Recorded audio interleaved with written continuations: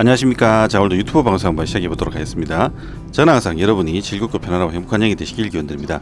자, 오늘 할 이야기는 뭐냐면 최근에 코로나가 안정화되면서 일본 여행이 많이 자유화됐습니다. 완벽하진 않지만 코로나 이전만큼 많은 분들이 일본을 지금 여행 가시고 있고 또 일본 여행이 가기가 쉬워졌습니다. 그래서 저도 코로나 이전에 상당히 일본을 자주 갔었죠. 그런 여행 경험을 바탕으로 제가 여러분께 특히 간사이 지역 일본 여행 정보를 알려드리고 있는데, 저도 불과 며칠 전에 일본을 갔다 와서 없는 시간을 쪼개서 갔다 와서 여러분께 이전과 그리고 또 지금 일본 여행을 가면 뭐가 중요한지, 그리고 또 어떤 점을 잘 가기 전에 준비를 잘 해야 되는지 그걸 여러분께 말씀해 드리도록 할게요.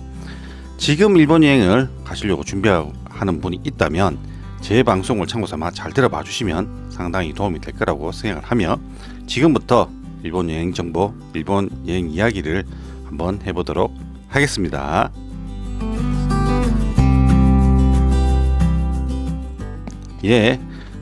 그럼 먼저 일본 여행 이야기를 할 건데, 일단 우리가 해외여행, 일본 여행을 가려고 하면 준비하는 게 있죠. 차례대로 가장 먼저 하는 게 내가 갈 수 있는 여행 일정을 만든 다음에 그 일정에 맞춰서 항공권을 제일 먼저 구매를 하실 겁니다.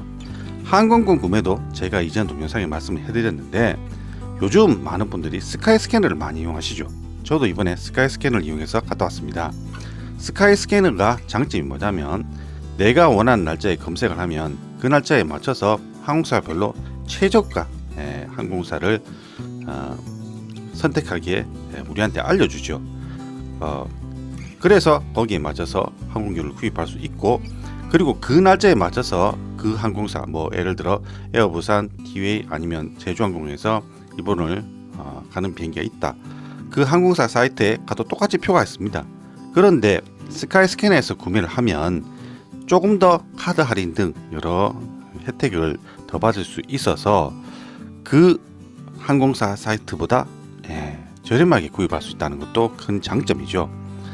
이것 때문에 스카이스캐너를 많이 이용하시는데, 제가 이전 동영상에 말씀을 해드렸어요. 스카이스캐너보다 더 싼 항공료를 구할 수 있는 데가 있다. 오사카를 가는데 그게 바로 뭐냐면 모두 투어 공동구매 항공권이다. 이것도 굉장히 좋은 사이트입니다. 그런데 이 모두 투어 공동구매 항공권과 스카이스캐너는 다릅니다. 조금 성질이 같은 오사카 가는 건데 뭐가 달라요? 이렇게 하실 건데, 모두 투어 공동구매 항공권은 이 모두 투어에서 여행 상품을 팔기 위해서 자기들이 항공사별로 대량으로 구입을 한 표기 때문에 일반 스카이스캐너보다 오히려 저렴한 표가 많습니다. 그런데 문제는 뭐냐면, 일반적인 패키지 여행이 주말을 뺀 평일에 갔다 오는 코스가 많거든요. 이것 때문에 모두 투어 공동구매 항공권은 조회를 해보시면 우리 같은 짬내 투어들이 많이 가는 공휴일을 반드시 포함해야 되는 일정이 있는 표가 거의 없습니다. 이게 최대 단점입니다. 하지만 내가 평일에 갔다가 평일에 오실 분들은 모두 투어 공동구매 항공권이 정말 싸게 갔다 올 수 있다. 이게 또 아주 좋은 장점이죠. 그런데 저같이 토요일, 일요일을 포함해서 갔다 와야 되는 일반 직장인일 경우에는 스카이스캐너가 가장 저렴하게 구입할 수 있습니다. 요걸 아시고 항공권을 구입하시면 돼요. 일단 그럼 항공권 이야기했고, 그 다음 우리가 여행 일정을 짜고 항공권 구입한 다음에 숙소를 구하겠죠. 숙소도 뭐 아고다든 각종 호텔 전문 사이트 이런 곳에서 구입을 하시겠지만, 일본 특히 오사카, 또 오사카 중에서 한국인들이 가장 많이 숙박하는 남반은 제가 봤을 때 외국에 나가면 우리가 숙소를 구하려면 어떤 곳에 내를 먹는 것도 많죠. 그런데 오사카 남반은 정말 많은 숙소, 그리고 또 다양하게 있습니다.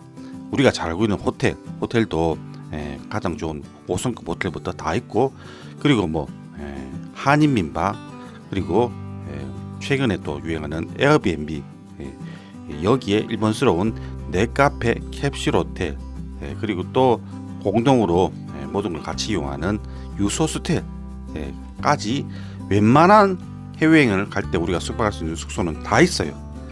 그런데 여기서 제가 여러분께 추천을 하자면 호텔 또는 한인민박에 숙박하실 것을 저는 추천해 드립니다.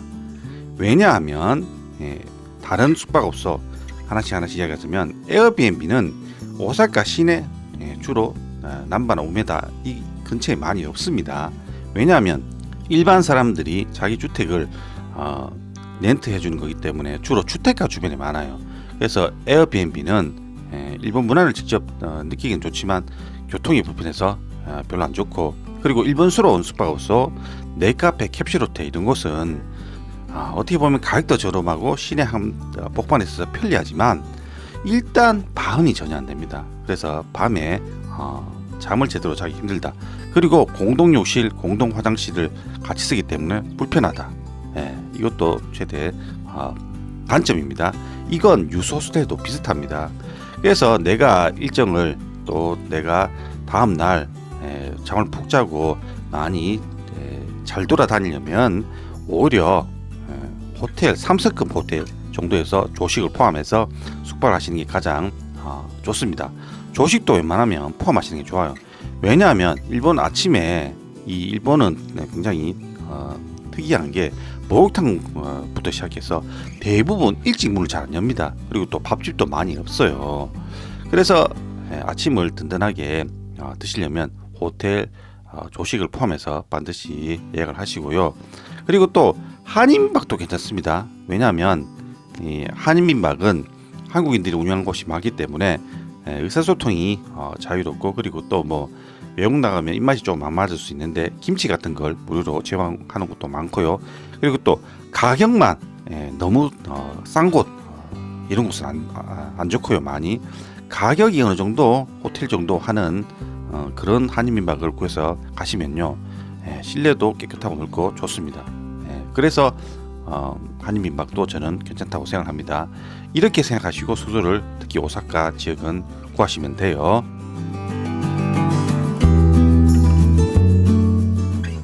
자, 그럼 지금부터는 어떤 이야기 할 거냐 하면 코로나 이전과 지금 일본을 가시면 달라진 점, 일본 여행 수속에 대해서 한번 이야기를 해보도록 하겠습니다. 일단 우리가 여행 일정을 잡고 항공권 구매하고 호텔을 예약한 다음에 공항에 가서 수속을 하죠. 한국 공항을 나가는 방법은 그렇게 어렵지 않은데 일본 수속하는 게 코로나 이전과 많이 바뀌었습니다. 바로 그게 뭐냐 하면 비지트 앱을 사용할 수 있습니다. 이게 일본 입국할 때 좀 더 편리하고 빠르게 하기 위해서 미리 사전에 사이트에서 작성을 다 해서 가면 되고, 공항에 도착해서 일본 공항에 도착해서 QR코드만 보여주면 수속이 빨리 됩니다. 제가 이걸 사용해 보니까 정말 편리하고 좋습니다. 다만 사전에 이것저것 입력을 하는 게 귀찮습니다. 그러나 이것도 한번 해보면 그렇게 어렵지 않고요. 그런데 또 여기서 정말 중요한 비지트 앱의 핵심, 백신 접종 증명서입니다. 정확하게 말해서 일본은 아직까지 3차 접종까지 완료를 해야지만 일본에 입국할 수 있습니다. 이건 굉장히 중요한 겁니다. 물론 올 하반기 2023년 하반기에는 없어진다는 말이 있지만 한국인들이 많이 가는 동남아나 대만 같은 경우는 안 받거든요.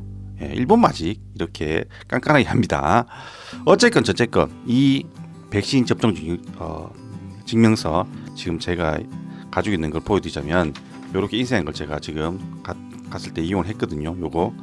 근데 이걸 스마트폰에 담아 놓으시든 아니면 인쇄를 미리 해 놓으셔야 돼요. 이걸 비지트 앱에 등록을 하셔야 돼요. 그리고 또 반드시 영문으로 해야 됩니다. 제가 이걸 하다가 애를 먹었는데 영문으로 안 해서 영문으로 하시고, 그리고 또 인쇄를 하셔서 하나 가지고 있으시는 게 좋습니다. 왜냐하면 이걸 한국에서 나갈 때도 제가 티웨이 항공 이용했는데 아마 다른 항공사도 마찬가지인데 이 증명서를 안 보여주면 항공권을 안 줍니다. 그만큼 일본 입국에서 중요한 서류입니다. 그리고 이 서류 예방 3차까지 접종 증명서가 없다면 72시간 내에 내가 코로나 검사를 하고 이상 없음을 증명하는 증명서를 발급 받으셔야 됩니다. 둘 중 하나죠. 이게 참 어떻게 보면 까다롭고 귀찮은 건데 중요한 겁니다. 요거를 반드시 챙기셔야 돼요. 영문 예방 접종 증명서. 일단 이렇게 한 다음에 입국을 하시면요, 저도 깜짝 놀랐는데 비지트 앱이 정말 편리합니다. 그게 중요한 겁니다. 어떻게 보면 처음에 할 때는 귀찮을 수 있지만 이렇게 해놓고 나면 수속할 때 이전보다 정말 빨리 된다는 걸 저도 체감상 느꼈습니다. 이렇게 하시고 일본 입국을 하시면 돼요. 그 다음 제가 또 이야기할 게 뭐냐면, 입국하고 내가 나가기 직전에 짐을 찾죠. 화물 캐리어를 찾을 때 중요한 게 또 있습니다. 그게 바로 뭐냐면 여기 보시는 서류가 있죠. 바로 항공사에서 내가 화물을 실을 때 발행한 영수증 같은 게 있잖아요. 요걸 반드시 가지고 계셔야 돼요. 제가 어떤 일이 있었냐면 이걸 여권 속에 끼우고 있으니까 항공사 직원이 이 서류는 더 이상 필요 없습니다 나한테 그러더라고. 어떻게 보면은 이전에는 필요 없었죠. 왜냐하면 내 집 내가 아니까 그걸 일본 공항에서 그대로 보고 꺼내면 되니까. 그런데 그게 아니더라고요. 이게 무슨 말이냐면, 제가 일본 공항에 가서 이전에 안 그랬거든요. 느낀 게 뭐냐면 표지판에도 서 있더라고. 남의 짐 가져가지 말라고. 아주 나쁜 몰지각한 나쁜 놈들이죠. 그런 사람들이 캐리어가 비싸 보이거나 좋아 보이는 캐리어를 들고 갔던 것 같습니다. 그런 일이 많이 생기는 바람에 일본 공항에 도착하시면요, 항공사 직원들이 내가 캐리어를 찾고 가지고 갈 때 일일이 내가 가지고 있는 캐리어 증명서, 그러니까 일치하는지 아닌지를 확인을 합니다. 이것도 상당히 중요한 거죠. 그럼 내가 그걸 어디든지 모르겠다, 아니면 뭐 그냥 필요 없다고 해서 그 캐리어 증명서 그걸 버렸다고 하면, 물론 뭐 못 찾질 않겠지만 굉장히 수속하는데 시간이 또 걸리겠죠. 그리고 또 외국 가서 그런 일이 생기면 식은땀 나고 정말 초장부터 정말 힘든 일이 생기기 때문에 안 좋습니다. 그래서 반드시 캐리어 보관증은 여러분이 일본 공항에서 확인한다는 걸 아셔야 됩니다. 이것도 중요합니다. 자, 일단 이렇게 해서 공항을 빠져나오면 됩니다. 쉽게 빠르게 빠져나올 수 있습니다. 그런데 여기서 또 어떤 일이 생기냐면, 제가 이번에 가서 느꼈는데 정말 짜증나는 게 하나 있었는데, 바로 인포메이션 센터를 여러분들이 대부분 가실 거예요. 이전에는 안 가도 됐어. 안 가는 사람이 많았어. 왜냐하면 바로 패스 때문에 그렇습니다. 제가 이전에 간사이를 갔다, 아니면 일본 다른 지역을 간다, 특히 오사카를 가면 패스가 정말 많잖아요. 그래서 제가 아주 좋은 패스를 많이 소개해드렸는데, 그런 패스를 한국에서 구매하면 물론 바우처를 받아서 일본 현지에서 교환할 수도 있지만, 대부분 분들이 우편으로 받거나 아니면 내가 그걸 직접 구매하시는 분들도 많았어요. 여행사에 가서. 그렇기 때문에 그걸 그냥 그대로 내가 가방 속에 넣어 왔다가 오사카 간사이 공항에서 남바로 이동을 많이 하시죠. 남바로 갈 때 라피트 아니면 공항 급행을 타고 패스 개찰구에 넣고 나오시면 됐어요. 그런데 지금은 여러 가지 코로나부터 시작해서 문제로 인해서 바우처를 다 줍니다. 바우처. 그럼 어떻게 되겠어요? 바우처 가지고 역 개찰구에 들어가지 못합니다. JR 같은 경우는 JR 매표소가 따로 있어요. 그런데 내가 지금 난카이선을 타고 라피드 또는 아니면 공항급행을 타고 남바 시내까지 가려고 하면 이 QR코드가 찍힌 바우처를 가지고 인포메이션 센터에서 교체를 해야 되는데, 거의 제가 거기서 40분을 기다렸어요. 왜냐하면 대부분 분들이 바우처를 가지고 계시기 때문에. 그런데 여기서 중요한 건, 내가 아무리 공항 수속을 빨리 했다 해도 내가 필요한 패스를 교통 패스를 교환하려면 거기서 시간을 다 잡아먹게 돼 있는 거지. 참 안타까운 거죠. 그럼 여기서 중요한 건, 어떻게 그러면 이렇게 인포메이션 센터에서 바우처를 교환하지 않고 남바 시대까지 이동할 수 있는가? 일단 내가 바우처를 받고 공항철도를 이용하려면, 특히 한국에서 구매한 분들은 어쩔 수가 없습니다. 피할 수가 없어요. 그런데 굳이 그렇게 하지 마십시오. 제가 여기서 중요한 팁을 알려드리자면, 그냥 여기 있는 공항 매표소 있죠.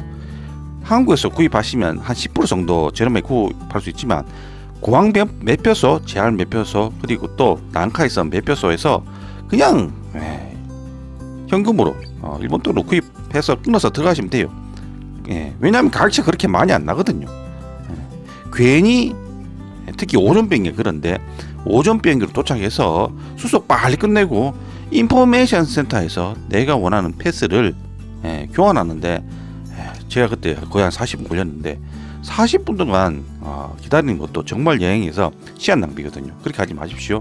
그냥 국내에서 구입하지 말고 매표소에서 바로 구입해서 난카선 아니면 뭐 JR선 이용하시면 돼요. 그리고 또 내가 만약에 뭐 일본 현지에서 바로 사용할 수 있는 패스 많잖아요. 주유 패스 같은 거 이런 거는요 굳이 공항에서 남바까지 우메다까지 갈 때 필요 없거든요. 그건 그냥 남바 또는 우메다 인포메이션 센터에서 또 교환할 수 있기 때문에 굳이 공항에서 줄을 오래 쓰면서 교환할 필요 없다. 그리고 인포메이션 센터는 최대한 많은 사람이 있을 때 특히 오전에 도착하시는 분들은 이용을 하지 않고 다른 방법을 하시는 게 좋습니다. 저도 막상 여기서 기다려 보니까 너무 시간 낭비를 많이 했습니다. 자, 일단 이렇게 해서 공항을 빠져나오면 본격적인 여행 일정이 시작되죠. 물론 제가 뭐 여행 일정은 상세하게 에피소드로 나누어서 동영상 올려 드리도록 할 테니까 그때 참고하시고 대략적으로 간단하게 크게 제가 이번에 여행을 갔다 오면서 느낀 점을 이야기해 볼게요. 간단하게 말하자면 변한 게 거의 없는 것 같지만 일본이 워낙 잘 변하지 않는 나라고 좀 정체가 심하게 돼 있죠. 그래서 변한 게 거의 없는 것 같은데 의외로 변한 게 많다. 그럼 뭐가 변했냐? 그걸 간단히 한 세네 가지만 이야기하자면 첫 번째는 물가가 올랐어요. 물가. 한국도 지금 힘들죠. 물가 계속 오르고 여러 가지 뭐 안 좋은 일이 많이 생기지 않습니까? 특히 뭐 경기 상황도 많이 안 좋고요. 뭐 또 우크라이나 전쟁 이런 것도 심각하고. 그런데 일본도 예외가 아닙니다. 일본도 지금 제가 막상 가보니까요. 물가가 거의 최소한 10%다 올랐어요. 이번에 처음 가시는 분들은 잘 느끼지 못할 거예요. 그런데 제가 이전에 상당히 코로나 터지기 이전에 일본을 많이 갔었는데 거기에 비해서 특히 우리가 일본 여행을 갈 때 그리고 또 어디 유명한 식당 이런 데 갈 때 가격 정보 다 확인하고 왔잖아요. 무슨 뭘 팔고 어떤 맛이고 얼마다라고 보고 가면 나머지는 다 맞는데 가격이 한국 돈으로 뭐 15,000원 하던 게 지금 가서 가격을 보면 17,000원, 18,000원에 다 올랐어 그냥. 이건 어떻게 보면 여행하는 입장에서 안 좋은 거죠. 그래서 물가가 조금씩 아니면 심하게 오른 것도 많다. 이건 저희 여행 에피소드를 통해서 이야기를 해볼게요. 그 다음 또 굉장히 특이한 게 코로나 이전에 제가 여러 차례 갔을 때 특히 코로나 터지 직전에는 어떤 걸 느끼냐면 중국인 관광객들이 정말 넘쳐나게 많았습니다. 물론 일본을 방문하는 가장 많은 사람이 중국인, 한국인입니다. 그런데 그 많던 중국인이 뭐 한국도 마찬가지죠. 명동 가면 정말 넘쳐나던 중국인들이 지금 뭐 중국이 코로나 문제 때문인지 그리고 또 양국 간의 사이가 안 좋잖아요. 일본도 그런지 모르겠는데 중국 관광객이 없는 건 아닌데 이전보다는 정말 많이 없어졌어요. 그 대신에 넘쳐나는 게 한국분입니다. 넘쳐나는 게 한국 여행자 분들입니다. 근데 이것도 어떻게 보면 장점이 될 수도 있고 단점이 될 수 있어요. 왜냐하면 장점은 뭐니 뭐니 해도 한국 분들 주위에 많으니까 무슨 일이 생기면 도움을 청할 분들이 많습니다. 말이 통하니까요. 근데 또 한국 분들이 너무 많으면 또 안전점도 많죠. 갈 때 비행기표도 비싸고 또 너무 난 외국 가서 좀 일본 가서 이국적인 걸 느끼고 싶은데 주위에 전부 다 한국 사람들이 한국말밖에 안 하니까 뭔가 좀 내가 이게 지금 서울 강남역에 와 있는 건지 일본 지금 오사카 남바에 와 있는 건지 헷갈린 곳도 많았어요. 어쨌건 저쨌건 한국 분들이 정말 많다. 그리고 또 의외로 중국인들은 없는데 다른 백인들이라든가 다른 나라 외국인들이 이전보다 훨씬 더 많아졌더라고. 이것도 아무래도 코로나가 거의 끝나가고 일본이 여행이 자유화되기 시작하면서 많은 외국인들이 오는 것 같다. 그 다음 세 번째가 뭐냐면 이게 한국 분들이 많아서 발생한 현상인데 제가 한국인들이 많이 가는 구스리 그리고 돈키호테 이런 데 가면 한국인들이 좋아하는 상품들이 많이 있었어요. 근데 그때는 중국인도 많고 뭐 다른 나라 사람이 많아서 그렇게 못 느꼈는데, 이번에 특히 돈키호테를 가면서 깜짝 놀랐던 게 정말 한국인들이 좋아하는 물건 딱 있어요. 일본 사람들이 많이 가는 마트나 이런 쇼핑몰 가면요 조금 다릅니다. 있는 물건이 조금 달라. 정말 농담이 아니고. 그런데 돈키호테 가면요, 한국분도 많지만 진짜 이건 한국 가면은 특히 내가 좋아하는 거 맞네 이런 게 싶을 정도로 많이 있어서, 이거는 어떻게 보면 커다란 장점이 아닐까. 정말 한국에 특화된 곳이 돈키호테입니다. 돈키호테. 자, 그다음 뭐 네 번째도 좀 어떻게 보면 좋은 건데, 제가 이전에 일본에 갔을 때는요 한류가 있었어. 근데 일부 그냥 몇 개 가게 정도의 뭐 한국을 홍보하고 한국 음악이 나왔었는데, 지금 오사카 남바 시내 지려 가면요, 이 농담이 아니고 그냥 한국 음악이 수시로 아무데나 나와요. 이제는요 누가 일본 사람이 그런 말 하던데, 한류가 세화라 됐다 하더라고. 그냥 한류라는 말도 이제 의미가 없고 그냥 한국계 그냥 일본 사람들한테 자연스럽게 다 오는 거예요. 야, 그거 보면 진짜 대단해요. 그래서 한류가 진짜 일본에 진짜 이제는 생활됐구나. 어떻게 보면 뭐 좋은 거죠. 그리고 또 뭐 이 정도만 이야기하고 자세한 건 여행 에피소드를 통해서 이야기를 해볼게요. 자, 일단 오늘은 방송을 제가 여기까지 이야기를 하도록 하겠습니다. 제가 앞에 말한 일본 여행 준비할 때, 그리고 또 입국할 때 여러 가지 중요한 걸 말씀드렸고요. 그걸 참고 삼아 여러분들이 잘 이용하시면 일본 여행이 정말 즐겁고 행복할 거라고 생각하며, 자, 오늘 방송은 여기까지 하도록 하겠습니다. 자, 여러분 모두 즐거운 여행 되시고 행복하시기를 바라며 마치겠습니다.